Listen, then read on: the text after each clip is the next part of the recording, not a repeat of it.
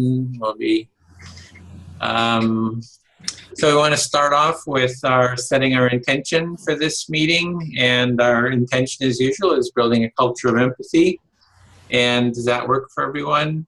Get our shared agreement. Like seeing the double thumbs up. Always feeling it's encouraging. And we.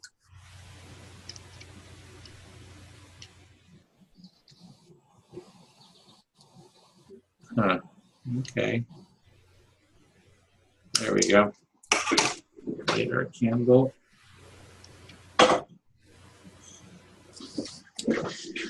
And so we want to start off with, if you want to keep time for 2 minutes, Bill, we'll have 2 minutes for just self-connection, self-empathy, and taking a few deep breaths. Since we're doing self-empathy, it's feeling into our bodies. Some different approaches is feel the breath or do a body scan for top to bottom or whatever feels comfortable for you. Just noticing your feelings in your body, felt senses.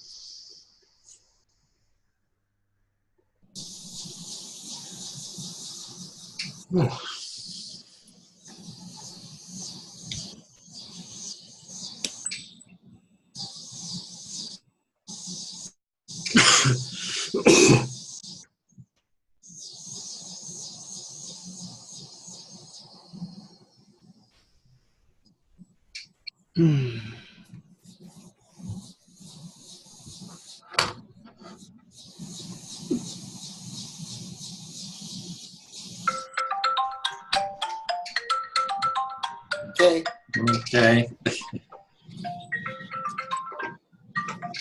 So we can start off with a check-in. How's everyone doing, and what is your felt experience? And we'll do a mirrored motion. Whoever would like to start.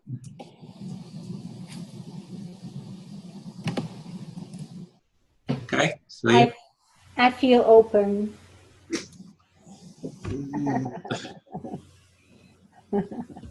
Yeah. Thank you.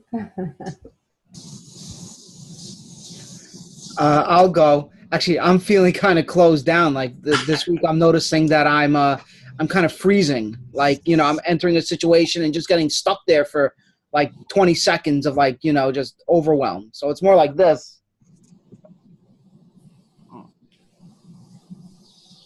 Yeah. Yeah. Thank you. I feel heard. I'm feeling expansive, so I'm grabbing fruit from the tree here. Grabbing sweet fruit from the tree. Well, I've been working pretty hard, just very focused, kind of like a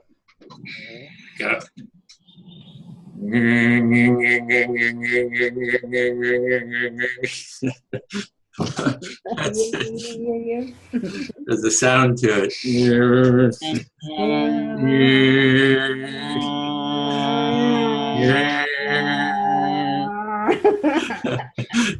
then we need those sounds. Those really make it come alive.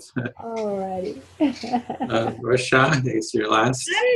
From this movement, now this is getting clearer a little bit because I'm finding some answers for my movement workshop or whatever. So this is like a little soothing and it gives hope. Oh, and hope. Moving. Soothing and it's kind of giving hope. From here it goes a little up, hope. Oh, I forgot. Bill, did you want to do an exercise? Were you ready for that? Yes, I actually designed an exercise and I posted it. Oh, okay. And it's under my curriculum. I posted it earlier today. And basically the exercise is not prepared to do now, but is to take a picture, it's a memory, a song, a movement, something like that you see during that week as an expression of empathy. And then everybody would bring it, essentially. There would be an empathy circle about that. I saw, a mother bird feeding her baby or whatever. And this is why it expresses empathy to me. And then we do a reflection. And then you might have something else. I saw, someone do a kind, deed for a stranger or something like that. And then we reflect that. And then that also can be aligned to any of the chapters. It actually happens to go very well with affirming, because that's sort of what it is. It's to look for empathy and affirm it in your life. Oh, It aligns very well with that, but it actually can be used with any of the various focus of the chapters, in conjunction with it. Very cheap. Okay, yeah, great. And we'll create an activity out of that. Is it on the website or did you put it in your? No, I put it in where it says Bill. Uh-huh. It has all my things. It's in there. Okay. Great. And it's very simple, and that's it. So for next time, maybe we'll, do, and it also could be a memory. It doesn't, I say try to make it a non-verbal representation, but as part of the culture of empathy, if that's what comes up for you, that's okay. Another activity, kind of building on the mirrored motion was, the motion that we had, Peter's was this, right? So he's feeling blocked. Then we all do it, and then we go around the circle, and it would be Celia's turn. I don't know if everybody's is the same picture here, but for me, it's Peter on the left, Celia below, Varsha, and then Bill, and then me. Is that the same? Does everybody have this? Everybody has a different arrangement of. Yeah, that's okay. When I was trying to design it, that's what I was trying to do, because a lot of the theater games go in sequence. Right. So unless we have to keep all of our alphabet names or something. Yeah. Count off. Yeah. So if Peter is doing this, it's like, what would be the next? And everybody does it, and then what is the next action? It would be kind of like a tapping. For me, it would be tapping. Then everybody would kind of tap. And I don't know, Bill, what would you do, for example, once we do the tapping? Well, I'd kind of struggle to get it off like that, if I can't see. Yeah. I would massage my eyes. And then you'd start massaging the eyes. Mm-hmm. And I would just pluck it off. Pluck it off. And then Peter would be plucking. You'd have to be plucking it off. And what would be the last thing? Then we've gone through your motion, kind of building on it. And then what would you do after it's plucked, kind of being plucked off? Peter, do you have something? I don't know. I guess push it away. Push it away. Push it away. Okay. Okay. Well, anyway, we can try that next time. We'll build on it then. Try the kind of building, going around and building. Yep. Varsha. I got 3 movement activities through this workshop. One activity we can do here on the internet. Other 2 are movement activities.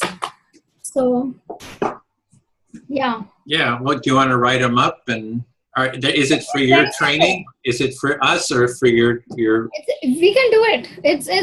It's very simple.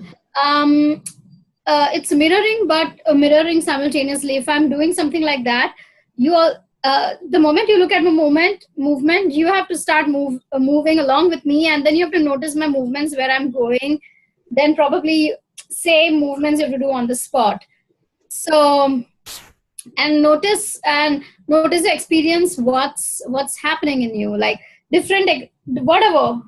So you have to notice what experience you get after doing this. So I had. And then you talk about it or after? Different people experience different thing. I experienced a neutrality. So I experienced neutrality. So to be empathetic, to see people for who they are, you have to see them through the lens of neutrality, not through judgment. So it helped me to break my judgments, come to neutrality, and see them as who they are. But I did through entire movement, not through hands, because we are on the internet. Here we can do through upper body, more or less, we have to do. Full body movement, rotation, moving, whatever. Yeah. Well, if you want to write it up, you can write up an activity. Yes. We'll post it on the site, and once it's written up, then you could try it out as the activity, the movement activity. So that would be. Yeah, I will. I got some other tools that I have. I'm going to like reflect on what tools can be adapted to empathy. So we have to first identify what skills we need for empathy other than just listening. Mm-hmm. So yeah, physical things. So you mean it could be just skill, but those skills we can adapt in movement or in whatever ways. Like, because you said you are looking for activities. So I spoke to one of my facilitators. So she said, you have to identify what skills you need to be empathic, to help people be empathic. So once we identify the skills, then we can create activity. Okay. Yeah. So that is very helpful for me to move forward. Great. Yeah. So any of those activities, if you just create it into an activity, I'll post it on the website, or you can post it, and then we can try it out. And so just let us know, and we'll schedule that in. So our next step is let me stop the